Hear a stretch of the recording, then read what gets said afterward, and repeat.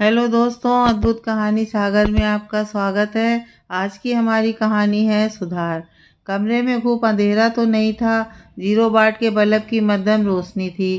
कावेरी कमरे में आई तो उसने आते ही ट्यूबलाइट जलाई और कमरे में एक नज़र डाली तो पाया सारा सामान अस्त व्यस्त बिखरा पड़ा है।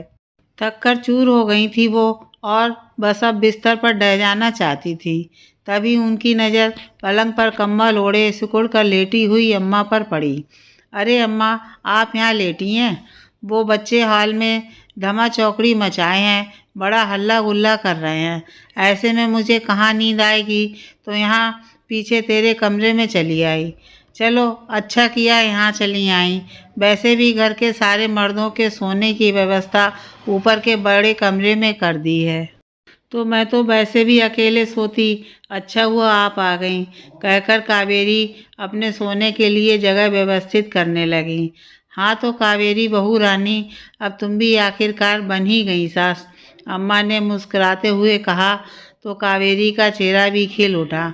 हाँ अम्मा, इसका मुझे कब से था इंतजार, पर तुम्हारा भविष्य मुझे खतरे में नजर आ रहा है बहू रानी, अम्मा बोली। तो कावेरी चौंक गई और बोली, हाय हाय अम्मा, शुभ शुभ बोला करो, ऐसा क्यों बोल रही हो? ऐसा इसलिए बोल रही हूँ क्योंकि मैं देख रही हूँ जब से मेरे पोते की बहू संजना ने इस घर में कदम रखा है, तुझे मेरे वाले भूत ने जकड़ना शुरू कर दिया है। क्या मतलब? आपके वाले भूत? क्या मतलब है, मैं समझी नहीं। क्या कर रही है तू? जरा सा भी ध्यान दिया तूने अपने व्यवहार पर? बहू घर में क्या आई, तू तो एकदम से बदल ही गई। चुपचाप बैठी, सब देख रही हूँ मैं। कैसे तूने आते ही संजना पर रोक टोक लगाना शुरू कर दिया है। जिन रिश्तेदारों का तुम आज उसे हवाला दे रही हो, सब 1-2 दिन में चले जाएंगे। साथ तो तुम दोनों को ही रहना है ना भविष्य में। और सच कहूँ तो मैं जानबूझ यहाँ तेरे पास सोने चली आई, ताकि तुझे रोक सकूँ और मेरे वाले सास बने भूत से बचा सकूँ। अब कावेरी सच में सोच में डूब गई और उसे अपनी कही बातें याद आने लगीं कि कैसे उसने संजना के बैठते ही कहा, संजना बेटा, थोड़ा पल्लू का ध्यान रखो, अभी घर में सारे बुजुर्ग रिश्तेदार भी हैं। कितने अच्छे से वो घर की बच्चियों के साथ शामिल होकर खिलखिलाकर हंस रही थी, और मैं, संजना बेटा, यूं घर की लड़कियों के साथ जोर जोर से ठहाका लगाकर हंसना तुम्हें शोभा नहीं देता। थोड़ा आराम से सलीके से हंसो। मेरी बेटी नैना से 1-2 साल ही तो बड़ी होगी संजना, लड़कपन तो उसमें भी है ही अब भी। कितनी खुशी और उत्साह के साथ वो नैना के साथ डांस करने लगी थी। और मैंने क्या किया बेटा? किसी ने डांस करने को कहा और तुम फौरन उछल कर चल दी। थोड़ा शर्म हया से काम लो, अभी तुम नई नवेली दुल्हन हो इस घर की। और हंसते चहकते हुए मेरे घर को अपना बनाने के लिए कदम बढ़ाती हुई संजना एकदम से बुझ सी गई थी। उसकी हिरनी सी बड़ी बड़ी आंखें मेरे बदले हुए रूप को देख आश्चर्यचकित हो रही थीं, लेकिन मैं वो सब इग्नोर करके बस पहले ही दिन से उसे अपने सांचे में कसने लगी। सच कहा आपने अम्मा, कावेरी के स्वर में पछतावा साफ नजर आ रहा था। हाँ कावेरी, मैंने भी तो तेरे आते ही इसी तरह से तुझे रोकना टोकना शुरू कर दिया था। तू भी सर झुकाए सब कुछ मानती चली जा रही थी, लेकिन हर किसी के सब्र की एक सीमा होती है।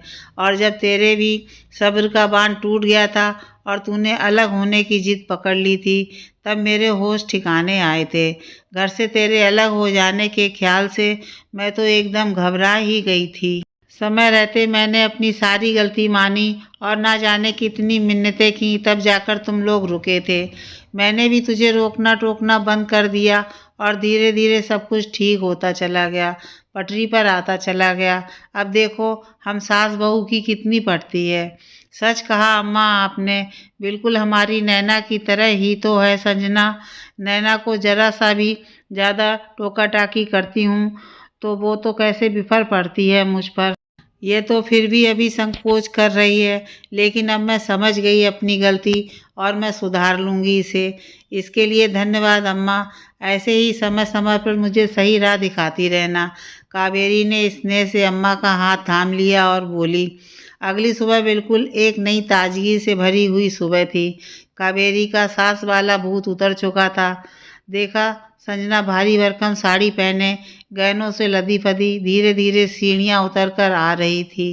कावेरी को याद आया कि कल उसी ने तो तानाशाही हुक्म सुनाया था बेचारी संजना को। संजना बेटा गुड मॉर्निंग। बेटा मुझे लगा था कि आज सुबह मंदिर जाना है, इसलिए तुम्हें यह सब पहनने को बोल दिया था। समझ रही हूँ तुम्हें ये सब कुछ संभालने में दिक्कत महसूस हो रही होगी। जाओ चेंज करके आ जाओ। घर में पहनने लायक कुछ हल्का फुल्का पहन लो जिसमें तुम्हें कंफर्टेबल लगे। संजना चली गई चेंज करने। यहाँ कावेरी ने सुकून की सांस ली कि पहला कदम तो बढ़ा ही दिया मैंने। मैं पहले के ज़माने की हिटलर तानाशाह सास नहीं बनूंगी, मैं संजना की माँ बनकर दिखाऊंगी। कावेरी मन ही मन निश्चय कर चुकी थी। खाने वाली मेड आ गई थी और कावेरी किचन में चाय नाश्ते के निर्देश दे रही थी कि तभी संजना आई। मम्मी जी मैं आ गई, क्या करना है मुझे बताइए। तुम मुझे मम्मी बोल रही हो तो तुम भी मेरी बेटी नैना जैसी हुई। जाओ नैना बाहर गार्डन में है, बुला लाओ उसे और फिर दोनों मिलकर काम करना, मैं समझा दूंगी। कावेरी ने कहा तो संजना मुस्कुराते हुए चली गई। कल संजना का चेहरा कावेरी के बदले हुए व्यवहार से जो बुझ रहा था, आज वापस उसके चेहरे पर रौनक लौट रही थी। एक सप्ताह बीत चुका है, सारे मेहमान अब जा चुके हैं, घर में हंसी खुशी का माहौल है। नैना और संजना की खिलखिलाहट से घर रह रह कर गूंज उठता है। संजना भी नैना की तरह ठुमकते हुए कावेरी से अपने बालों में तेल लगा देने की मनुआर करती नजर आती है और कावेरी भी स्नेह के साथ, कितने अच्छे और घने बाल हैं तुम्हारे संजना, बेटा केयर किया करो। संजना को प्यार भरे उल्हाना देते हुए तेल मलने लगती हैं। मेरे बाल की केयर करने के लिए आप हो ना मम्मा। बदल रही हैं दोनों ही धीरे धीरे। संजना मम्मी से मम्मा पर आ गई तो कावेरी भी माँ बनकर स्नेह बरसा रही है। कावेरी समझ गई हैं कि प्रेम की ताली दोनों हाथों से बजेगी। केवल संजना को बदलने से कुछ नहीं होगा, उसे खुद भी अपने व्यवहार को संतुलित रखना होगा। अब कावेरी खुद अपने व्यवहार को याद करते हुए हंसती हैं और सोचती हैं कि बहू के आते ही एक स्त्री, वो अब तक माँ थी, वो क्यों बदल जाती है।